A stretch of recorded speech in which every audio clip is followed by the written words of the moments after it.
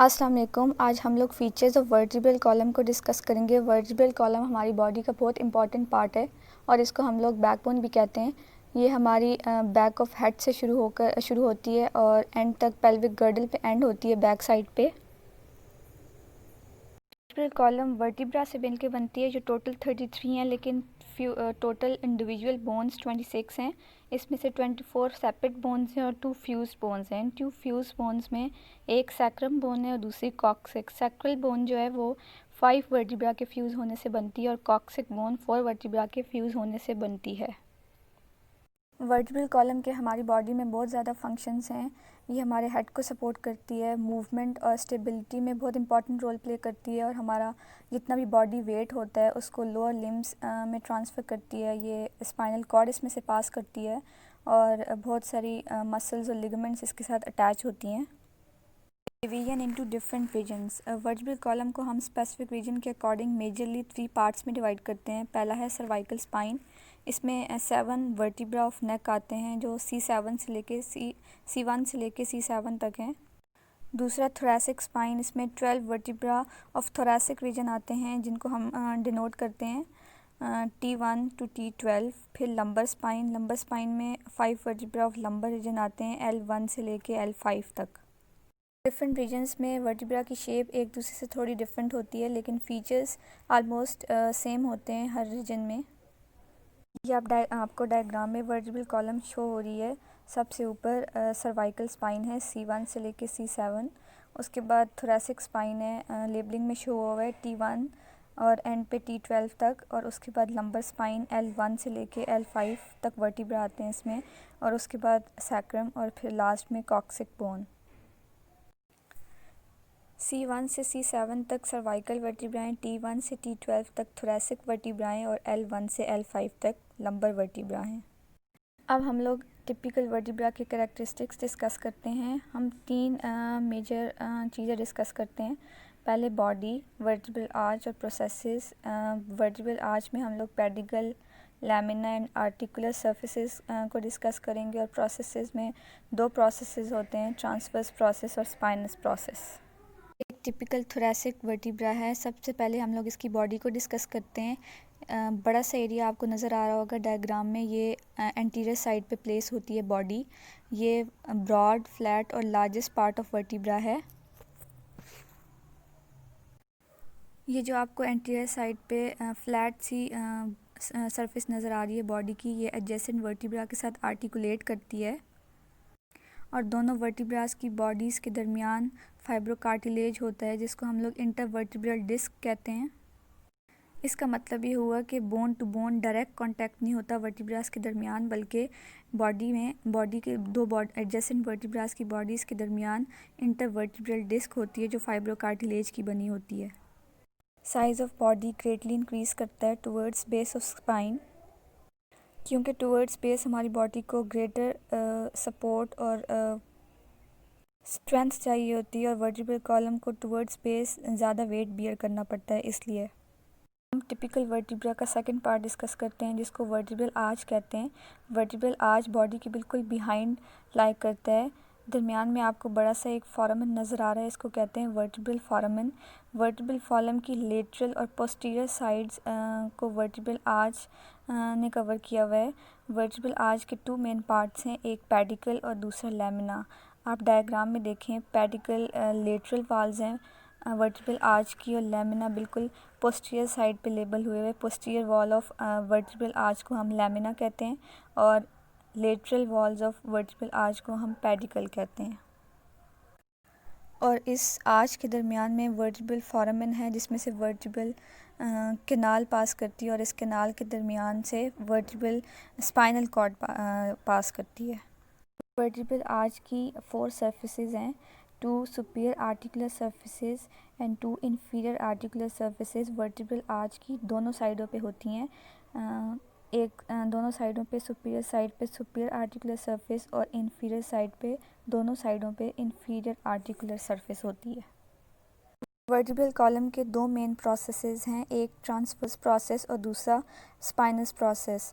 आपको डायग्राम में दोनों साइडों पे लेटरल प्रोमिनेंस नज़र आ रही है, ये ट्रांसवर्स प्रोसेस कहलाता है। और बिल्कुल बॉडी की पोस्टीरियर साइड पे स्पाइनस प्रोसेस है, जहाँ पर दो लैमिना बैक साइड पर मीट करते हैं, और लेटरल साइड पे जहाँ लैमिना और पेडिकल मीट करते हैं वहाँ से ट्रांसवर्स प्रोसेस होता है। Transverse process form where lamina and pedicle meet, and spinous process form where two lamina meet. So transverse process is lateral prominence and spinous process is posterior prominence. Spinous process को आप throughout the length of spine vertebral column की back side पे feel भी कर सकते हैं आप। Region specific features of vertebra. सबसे पहले सर्वाइकल वर्टिब्रा के फीचर्स डिस्कस करते हैं। इसमें दो मेन फीचर्स हैं। इसमें सर्वाइकल वर्टिब्रा में ट्रांसवर्स फोरामेन होता है, और 3 एटिपिकल वर्टिब्रा हैं जो एटलस, एक्सिस और 7 सर्वाइकल वर्टिब्रा हैं। आप ऊपर वाली डायग्राम देखें, इसमें लेटरल साइड पे ट्रांसवर्स प्रोसेस में से ट्रांसवर्स फोरामेन पास कर रहा है, जिसमें से वर्टिब्रल आर्टरी पास करती है टुवर्ड्स ब्रेन। ये सर्वाइकल वर्टिब्रा का स्पेसिफिक फ़ीचर है, और स्पाइन में किसी भी जगह ये फ़ीचर नहीं पाया जाता। Atlas vertebra is C1 vertebra of cervical spine. इसकी ना ही प्रोमिनेंट बॉडी है, ना ही प्रोमिनेंट स्पाइनस प्रोसेस है, और स्मॉल ट्रांसवर्स प्रोसेस है, जिसके दरमियान में से ट्रांसवर्स फोरामेन होता है, और इसके दरमियान में से वर्टिब्रल आर्टरी पास करती है टुवर्ड्स ब्रेन। आपको एटलस के सुपीरियर व्यू में ट्रांसवर्स प्रोसेस की मीडियन साइड पे एक बड़ा सा फेसेट नज़र आ रहा होगा, जिसको कहते हैं सुपीरियर आर्टिकुलर फेसेट, जिसके साथ ऑक्सीपिटल कॉन्डाइल्स आर्टिकुलेट करती हैं। और पोस्टीरियर साइड पे नीचे वाले इंफीरियर व्यू में इंफीरियर साइड पे आपको इंफीरियर आर्टिकुलर फेसेट्स नज़र आ रहे होंगे, जहाँ पर lateral side of axis articulate करती हैं। Superior articular facets of Atlas और ऑक्सीपिटल कॉन्डाइल्स के दरमियान में जॉइंट बनता है, जिसको कहते हैं कॉन्डिलाइट जॉइंट, और ये नोडिंग मूवमेंट्स ऑफ हेड में हेल्प करता है। अब axis vertebra is second cervical vertebra और C2 वर्टिब्रा। इसकी स्मॉल बॉडी होती है, जिसकी सुपीरियर सरफेस पे स्मॉल सुपीरियर प्रोजेक्शन होती है, जिसको कहते हैं डेंस या ओडोंटाइड प्रोसेस। एटलस वर्टिब्रा से एक ट्रांसवर्स लिगामेंट पास करता है, जो डेंस को एटलस में सिक्योरली प्लेस करता है। और एटलस और एक्सिस के दरमियान में एक पाइवट जॉइंट होता है, जिसको कहते हैं एटलांटो एक्सियल जॉइंट, और ये side to side movements of head करवाता है। 7 सर्वाइकल वर्टिब्रा या C7, इसको वर्टिब्रा प्रोमिनेंस भी कहते हैं, जिसका लॉन्ग स्पाइनस प्रोमिनेंस होती है बैक साइड पे, जिसको हम बैक ऑफ नेक पे फील भी कर सकते हैं हाथ लगाकर। अब हम थोरैसिक वर्टिब्रा के फीचर्स डिस्कस करते हैं। थोरैसिक वर्टिब्रा सर्वाइकल वर्टिब्रा से साइज़ में लार्जर होते हैं, क्योंकि उन्हें ज़्यादा वेट बियर करना होता है और सपोर्ट करना होता है। लार्जर ऑर्गन्स और लार्जर बोन्स को सपोर्ट करना होता है। थोरैसिक वर्टिब्रा की बॉडी और ट्रांसवर्स प्रोसेस पे फेसेट्स होते हैं, जिनको कोस्टल फेसेट्स कहते हैं, जहाँ पर आर्टिकुलेट करती हैं रिब्स। और lumbar vertebra largest of vertebra because they have to support weight of upper body. Lumbar vertebra की पोस्टीरियर साइड पे लार्ज स्पाइनस प्रोसेस होते हैं फॉर अटैचमेंट ऑफ मसल्स।